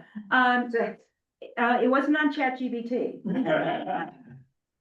He is very well known, as I said, and I get these emails from various JGSs that say we're having this speaker or that speaker, and we had been kind of fumbling about AI, and I saw that Andrew's topic was on that, he had a presentation on that topic, and he came very well recommended. Andrew, I want to let you know that. I know you've done talks for other Jewish genealogical societies. Did anybody else have a question before we let Andrew go? We're not ending our meeting, but I don't want to keep Andrew on any longer than necessary, given the hour. Okay, Andrew, thank you so much. my pleasure. And by all means, if you need anything about AI, let me know. I'm happy to, I can see people have got ideas about, oh, maybe I could do this, maybe I could do that. Go off and give it a go. There's no harm in, if it doesn't work out, you go, oh, well, I'll just go back to my old research. But I think you'll be surprised about some of the things that you can achieve with these tools. So jump on board. Thank you again, Andrew. Pleasure. We'll be in touch. Okay. Bye. All right. I'm gonna ask everybody just to stay on for a little bit. I did want to share with you, my husband's an IBM engineer, so naturally he gravitates to a lot of this stuff. He did something so amazing with ChatGPT the other day that my chin was down to the floor. He's studying quantum mechanics, and he doesn't have a background in it. So it's been challenging, and he's been uploading these very dense documents and asking for a 1-page or a 2-page summary written to a 10-year-old. And not only is he getting these summaries, he's getting them, there are voices that read it to him, and they sound just like anybody. I mean, it's scary, they sound like real people, but the technology is absolutely amazing, absolutely amazing.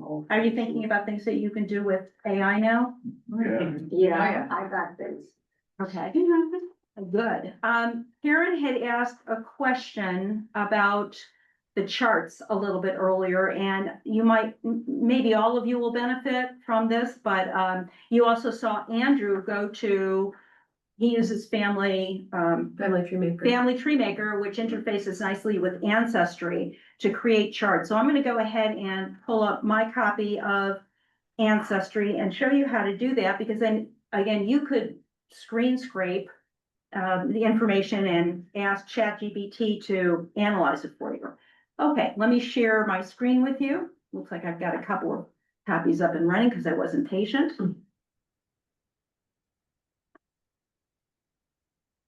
Okay, and I'll go to, I'm going to go to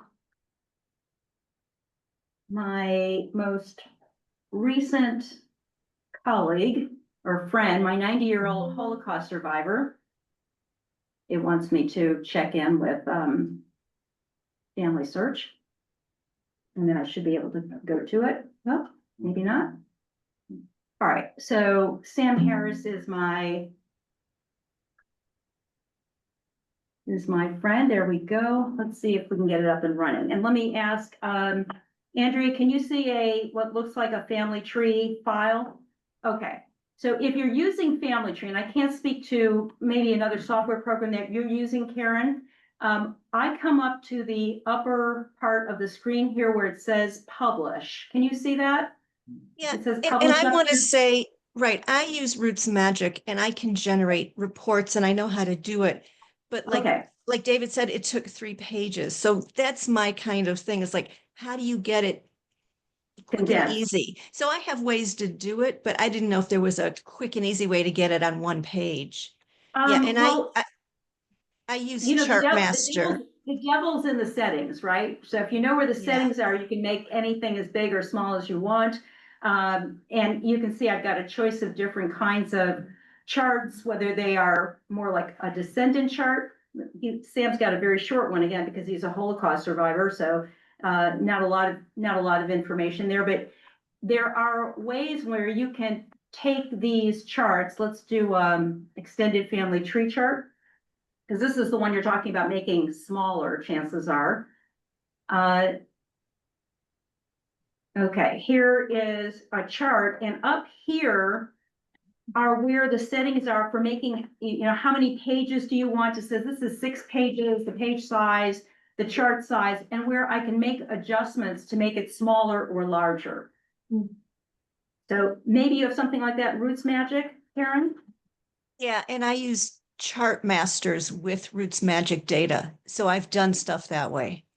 Yeah. And you But can you're see right. here, there's, you know, you can make the spacing in between the generations smaller or larger, how many ancestors, how many descendants do you want? So I would say fool around with the settings, and that might be your best bet. Thank you. Hope that, yeah, maybe ChatGPT can do it too. You know, if you upload the tree, it's possible that you might be able to get ChatGPT to figure it out for you. Okay. I wanted to, I know some of you have places to go. I just wanted to remind you about some of the things that we're going to be doing in the next couple of months. We don't have a meeting next month, and that's largely because I'm out of town a lot. But our next meeting, as you can see on our website, is on Yisker books. And I have, I think, a very good speaker lined up. Now, if you've never used a Yisker book or a memorial book for genealogical information, you're in for a real treat, because these were books that were written in Yiddish or Hebrew. Now we know how to deal with the translation problem. Many of them Jewish Gen have translated, but they have an incredible amount of information about families, what happened to them during the Holocaust, stories about, you know, the fiddler on the roof, you know, all the little characters in the town, the rabbis, what happened to the community during the war. And they all have a necrology, which means they have a list of people who died in that community during the Holocaust. And sometimes you find a little essay in there written by one of your family members. So Eliana Adler is going to talk to us about Yisker books. Many of them are in the New York Public Library. You can just read them. They've been digitized, but again, they're usually in Yiddish or Hebrew. And Jewish Gen has translated many of them, at least the necrology, so you can see the names. In October, we're going to have Janet Silverman in, and if your family comes from Galicia, that basically would mean what? Poland and not Lithuania, Poland, Ukraine, Latvia, Lithuania? No, that's the right.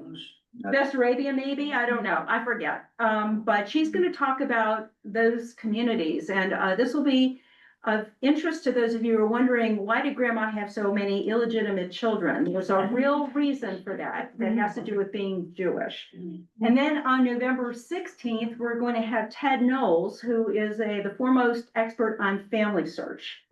If you haven't looked at the Family Search website in a while, if you haven't been to our own Mormon library in Chapel Hill or in Cary, then you really need to come to this program, because you can't do Jewish genealogy, I don't think, without the Mormon records, the LDS records, as they like to call it now. I do have something planned for December. I'm debating with myself. It's our movie night, or our movie afternoon. And I'm thinking about asking you to sit with me for the 2 hours it takes to watch Everything is Illuminated. And I hope to have Jonathan Safran Foer's mother with us on Zoom. And then I'm gonna also give you some reading assignments about taking Jewish heritage travel, because that's really how to do it right and how to do it wrong. In fact, Jonathan Safran Foer, for him, because he didn't know what he was doing, nothing was illuminated, and he wrote a novel instead, which was turned into a wonderful movie. Does that sound appealing? Yeah. Yeah, it's kind of like fun too. It'll be the movie plus another whatever hour you'll give me so we can talk about it, but it's just a wonderful, wonderful, heartwarming movie about really searching for family. Okay, let me go ahead and stop screen share. What else is on everyone's mind? Debbie, Oh, hang on, Andrea. Jane is here to my left, so I saw her first. I'm going to Molly, Kishinev, Kishinev. which is now, Moldova. It's the, Mhm. I don't know anything except my grandparents fled from there.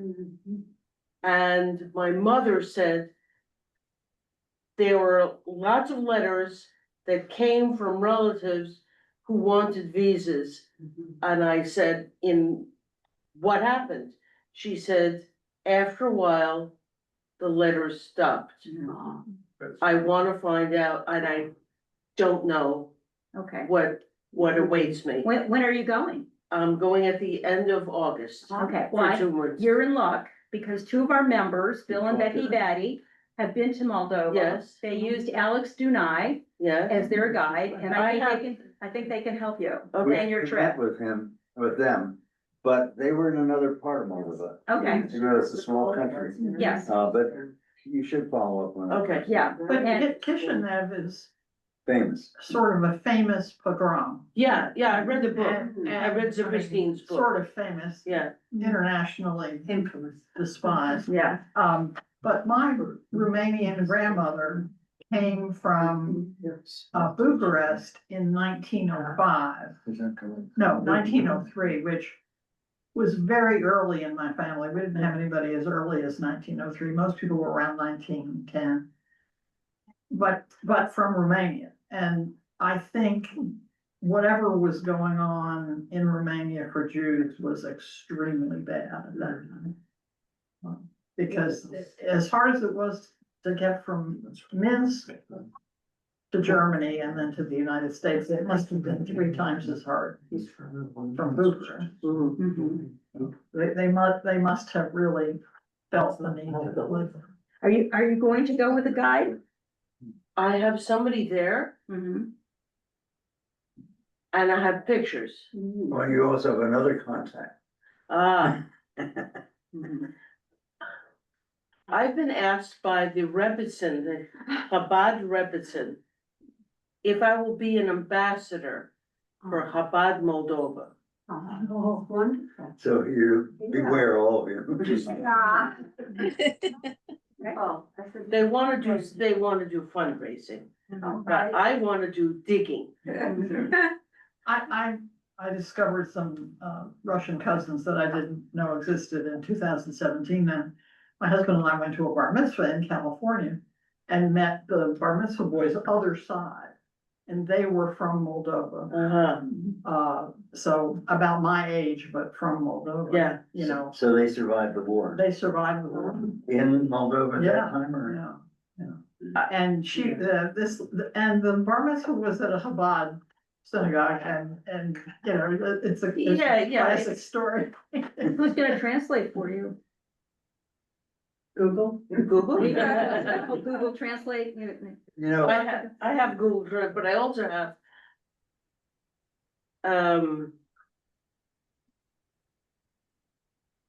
Alicia, lives there. another person. Yeah, who lives there, who was in my office at UNC 20 years ago. She was on a Fulbright at that time, and she has been a Russian and Romanian translator, so. It's interesting that Moldovan language is written in Cyrillic, but it's a Romanian language. Now, that's really weird. It's like Yiddish written in Hebrew, but it's a German. Yeah. Yeah. Andrea, I think you wanted to add to the Yes. discussion? Yes, I had a question. Something you said reminded me that I have a document that, most of it's written in Hebrew, so I can make sense of it. But there's other parts that must be Yiddish because they're written in Hebrew text and they mean nothing. I mean, to me, they mean nothing. What do you do with documents like that are half language, that are half one language, half another? You find somebody who can transcribe from Hebrew to Yiddish to English, somebody who's got the triple header. Well, And you can do that on, Facebook has a website called Genealogical Translations. Jewish Gen on ViewMate, you'll have somebody help you with that. And there's they can another take- place, sometimes on tracing the tribe. Tracing the Tribe, that's another great Facebook page. So they can, Several they, people look at it. Yeah, you'll need and several they can, people to they look can at it. confirm that the part that seems like gibberish is Yiddish, probably.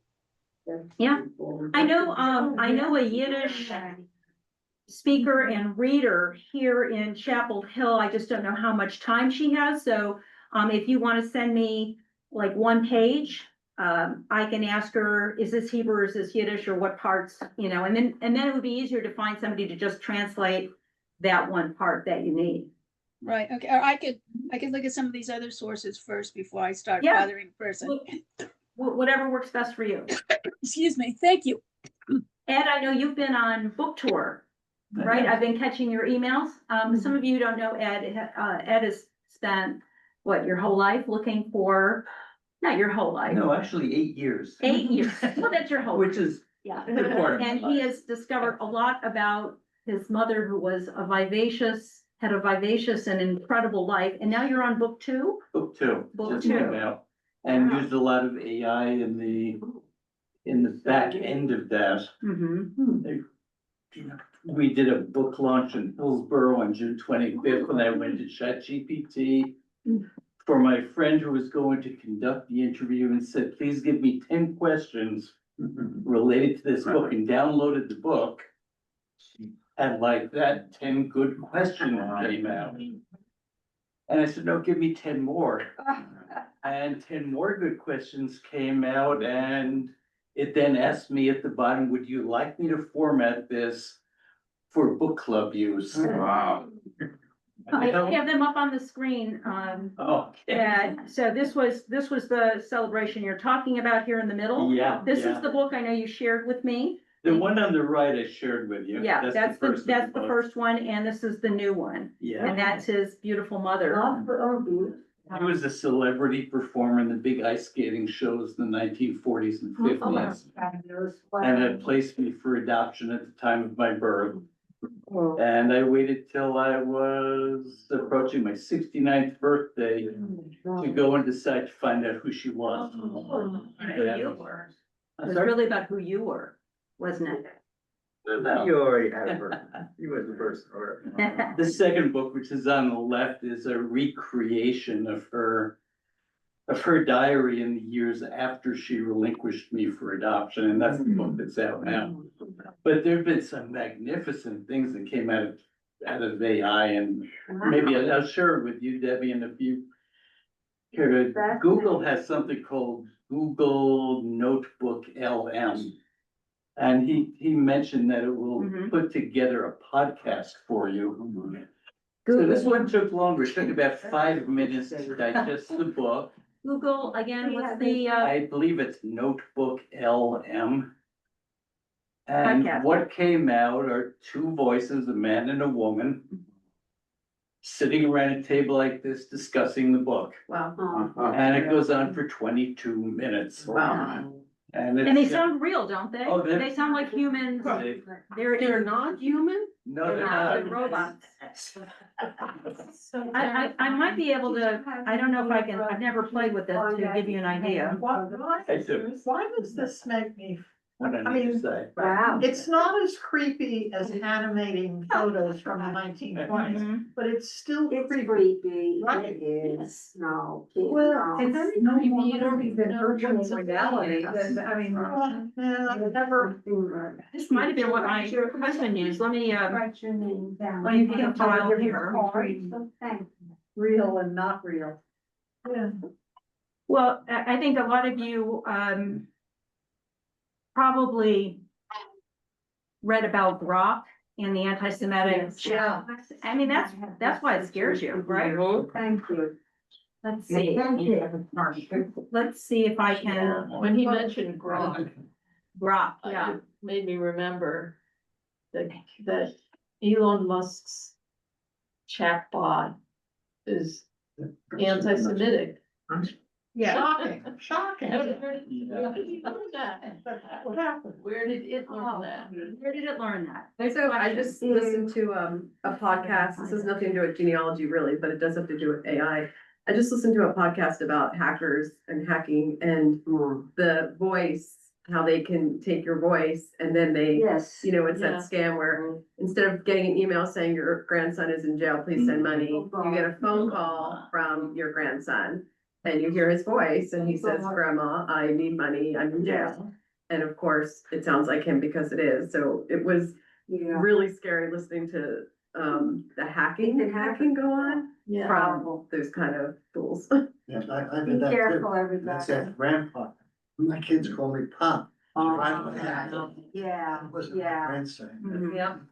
Meanwhile, the old scams still exist. I had a check stolen, not from my mailbox, because I don't put outgoing mail, but somewhere a check of mine was stolen in the postal system. There's something called check washing.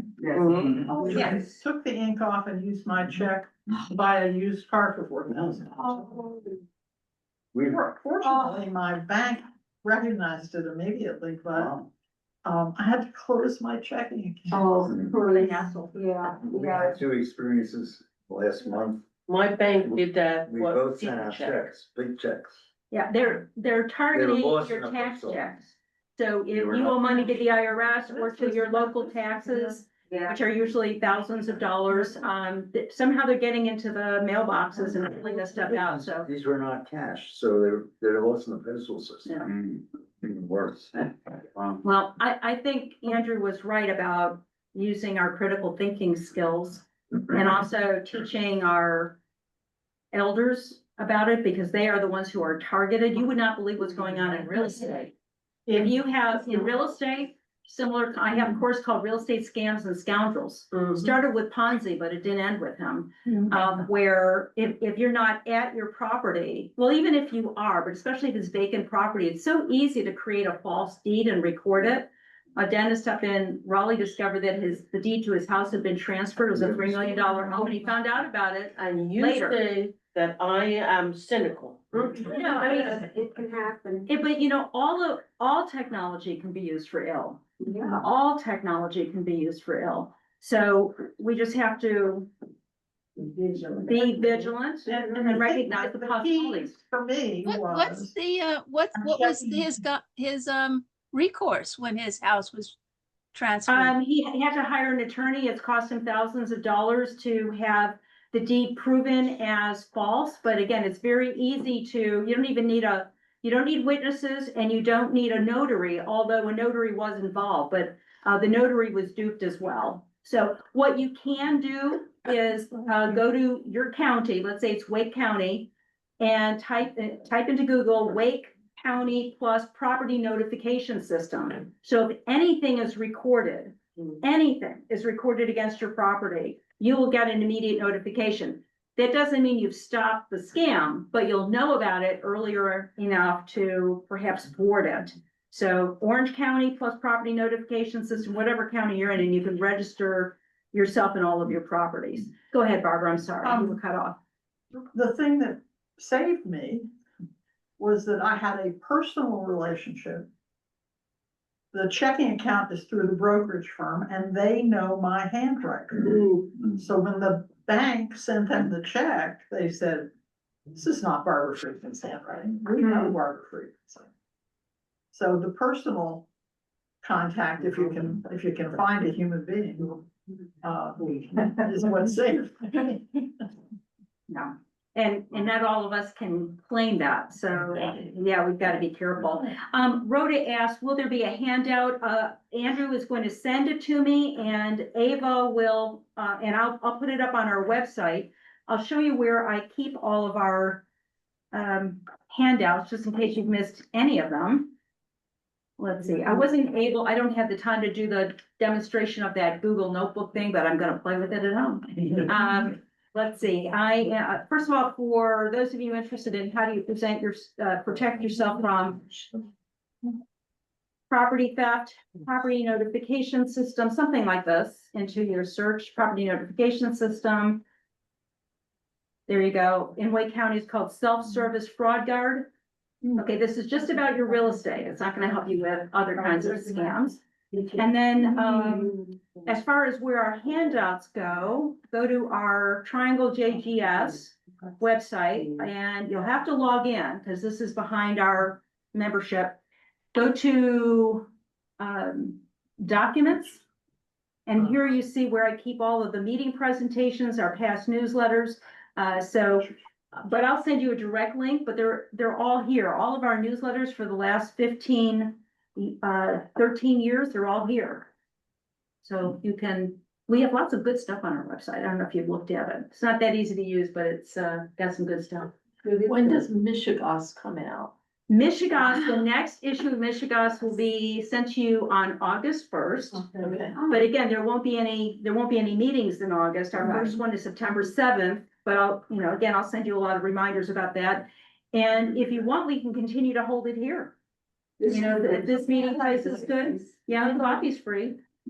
I know it's convenient for the Chapel Hill people, not so much for Barbara, but Barbara said it wasn't too bad coming down here today, right? No, it took me less time to get here than it did to get to Holly Springs last week. There you go.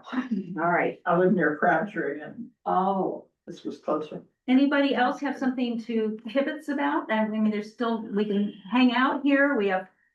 I'm sorry for those of you in the Zoom, but we've got some really good carbs here. Robert, you're gonna have to travel next time. And Jim, I hope you found this helpful and interesting. I hope you'll send me your email so we can spam you with all kinds of good stuff. Andrea, thank you for your questions. Rusty, always good to see you. Rusty likes these Zoom meetings. They're convenient for her. And Karen, nice to see you as well. I'm gonna go ahead and end the Zoom, and we're just gonna kind of hang out here till we feel like going home. Thanks a lot. All right. Thank you all. Thank you. Thank you.